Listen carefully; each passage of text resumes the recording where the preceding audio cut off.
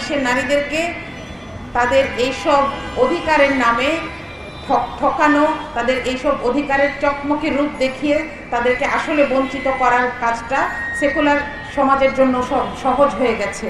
সবশেষে আমি একটা কথা বলতে চাই, বাংলাদেশের নারী মুসলিম হন, হিন্দু হন এবং সকল মানুষকে বলতে চাই, এই যে ধর্মহীনতার একটি প্রচলন, এই যে ধর্ম বিমুখতার একটি প্রচলন, অভিন্ন পারিবারিক আইনের নামে ধর্মকে অস্বীকার করার যে আহ্বান, সেটার মাধ্যমে আমাকে, আপনাকে, আমাদের সবাইকে কিছু বস্তু হিসেবে দেখা হচ্ছে। আমাদের পরিবারগুলোকে কিছু বস্তু হিসেবে দেখা হচ্ছে। আমাদের পরিবারগুলোকে ভাবা হচ্ছে, আমাদের সম্পর্কগুলোকে ভাবা হচ্ছে এগুলোকে পয়সা দিয়ে কেনা যায়, এগুলোকে পয়সা দিয়ে পরিবর্তন করা যায়, এগুলোকে আইন দিয়ে বদলানো যায়।